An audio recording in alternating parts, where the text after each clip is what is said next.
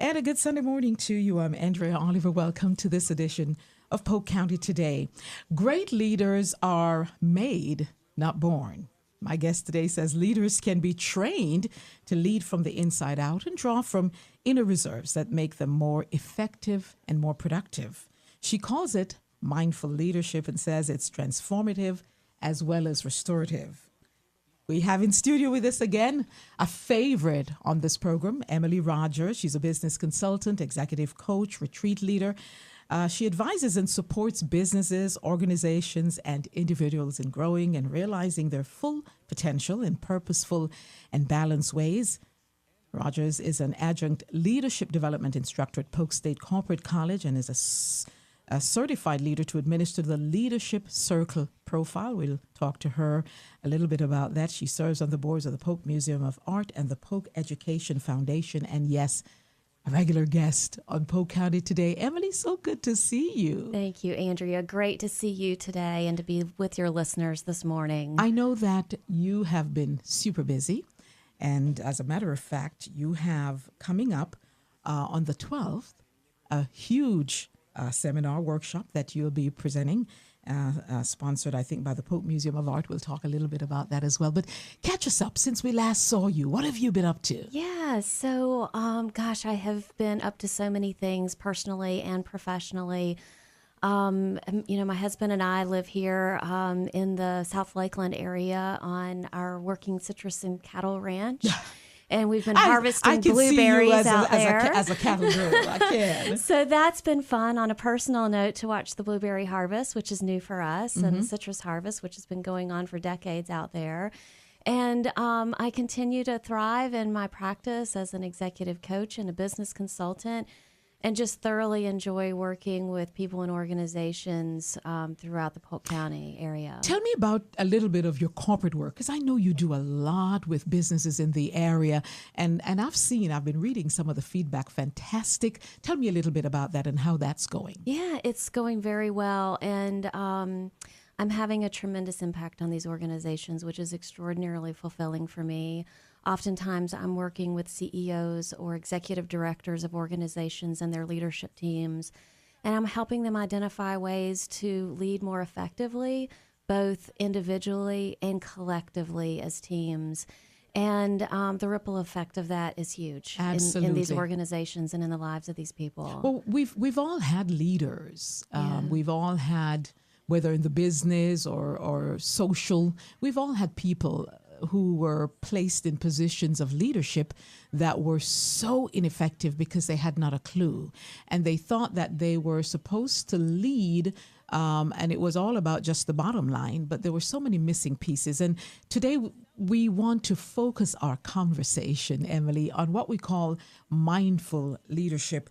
And it's a place that have you leading from the inside out. Explain that. Yeah, sure. And it's interesting what you say about, some folks that are new to a leadership position focus on just the bottom line.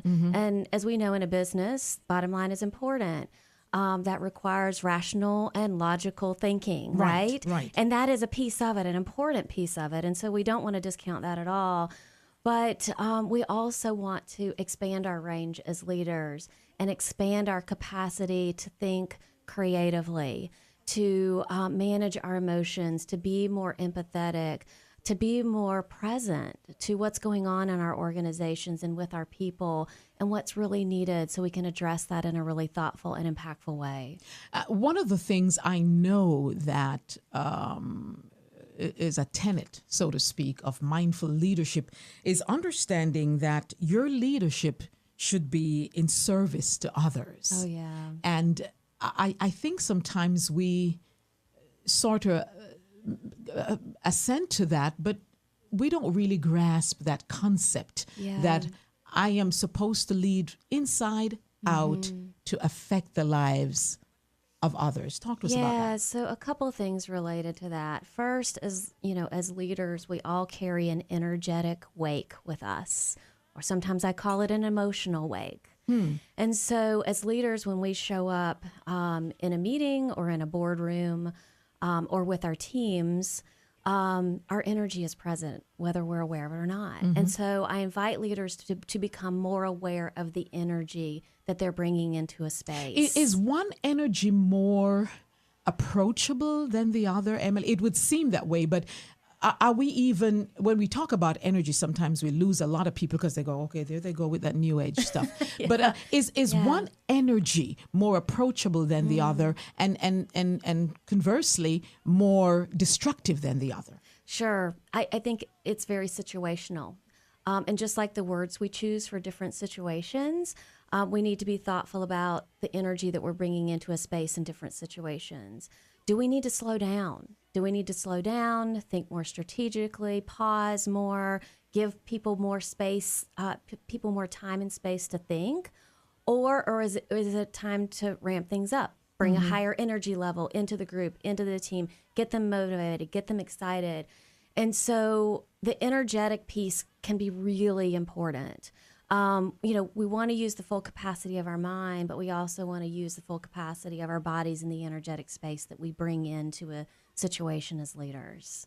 Our guest today is Emily Rogers, and Emily is a business consultant and executive coach and retreat leader. She has a retreat, I don't know, a workshop upcoming here in a little bit that we'd like to tell you about. But today we're talking about mindful leadership. And Emily, at the risk of sounding like, as I said, new age and touchy-feely, I remember when leadership and being in an executive role meant that you were absent from feelings. It wasn't about feelings. And that was something that unfortunately was seen as a weakness. Now we're encouraging people to draw all of that into who they are, into that present space, and that feelings can be effective and also productive. Absolutely. And I call that leading with our head, our heart, and our gut. And there's times women should have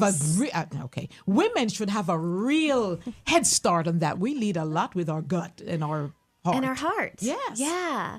And women like me who are hyper rational and hyper logical have had to learn to lead with our heart and learn to trust our gut. And so it's about knowing what is your natural tendency. Are you one that just plows through and leads from the gut through sheer will?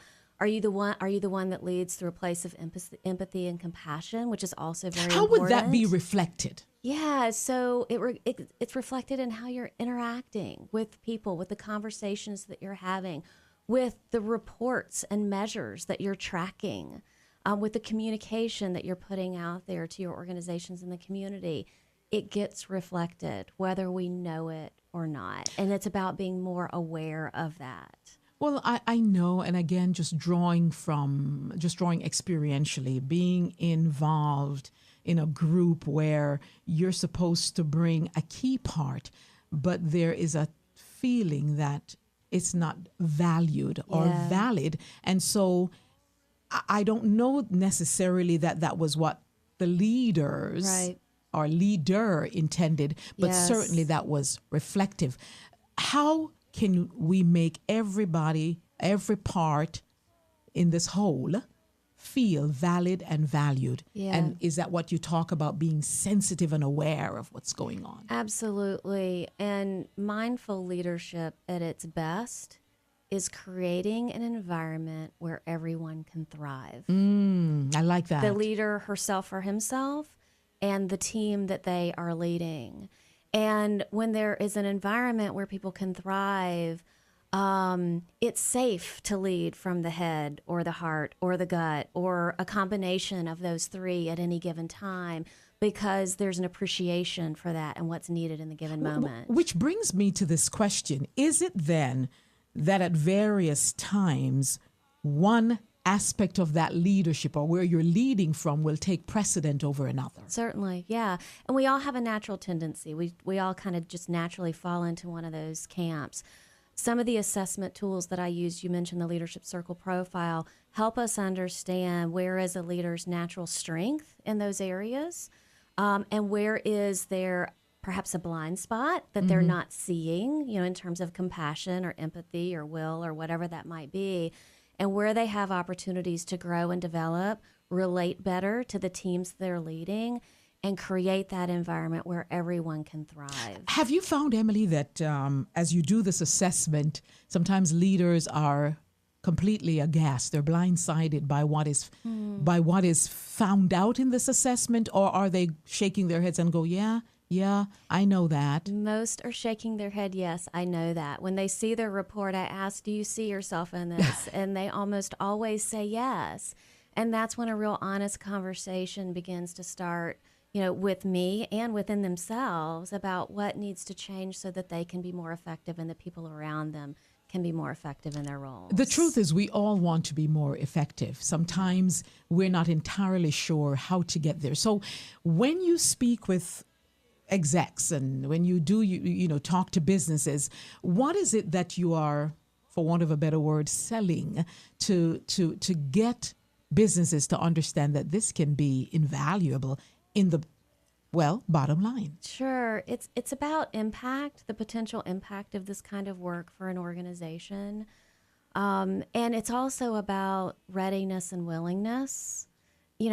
Almost anyone or any organization can benefit from the kind of work that I do.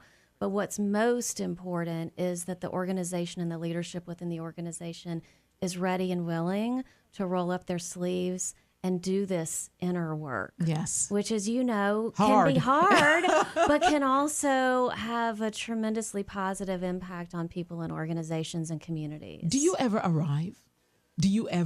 Oh, as a leader, great question. where you say, okay, I got this. So, I've been through Emily Rogers' workshop and I'm let me at it. Yeah, I think as people, we're constantly evolving. The world around us is constantly changing, which requires, us to think and act differently at times. And so from that perspective, it's a never-ending journey. With the work that I do within organizations, I can redo these assessments and we can actually see some tangible movement and some measurable movement. And that's always super exciting to see and to celebrate with people and organizations. Emily Rogers is our guest today. Here we are on this beautiful Sunday. And as I mentioned, Emily has a workshop upcoming this Wednesday on the 12th that is being hosted by the Pope Museum of Art. Who is coming and who should come? Yes, the workshop is open to anyone who's interested in the topic of mindfulness and leadership. And you just need to let the museum know that you're coming so we make sure we have enough seats. This will be the third time I've done this workshop. Each time the exhibit changes within the gallery, so we're actually in the gallery for the workshop. And I incorporate the art into the experience because that's an opportunity to practice mindfulness. And the exhibit that's up now is by Carlton Ward. Mm-hmm. It's a beautiful exhibit it features photography from all over Florida in places that most people never get to see. So come join us and just let the museum know that you're going to be there. I kind of alluded to this earlier in our conversation, and I'm going to go there and maybe play a little devil's advocate. Emily, is one gender more apt to practice mindful leadership than another? And who has the greatest success? Oh, gosh. I think any gender can have success with it, truly. And at the museum next week, we'll be or this week coming up on Wednesday, I'll be sharing some practices that leaders or individuals can incorporate into their daily lives, and it only takes a few minutes of practice. Well, without giving it away too much, maybe what are some of the highlights of that, or some of the things that you want to bring into each day's approach that will help you to be a mindful leader? Sure, just being more present in general. And so there'll be a couple things that we'll do on Wednesday that will help people get into the present moment and just be more aware. The value of taking some time to just slow down and pause and reflect. When our phones are can't even be turned off. Yes. So this workshop will offer that. It's an hour. It's from 12 to 1, and you get to be in this beautiful space, and you get to practice being mindful. And my hope is that everyone will walk out with a takeaway that they can incorporate into their lives and their works, and they'll feel refreshed and renewed by the experience. Wonderful. Emily Rogers, always such a joy to have you in studio. Again, a quick number where we might get a hold of you. Sure, 863-860-6036, and my website is emilyrogers.com. And thank you so much for joining us. We'll talk again next week.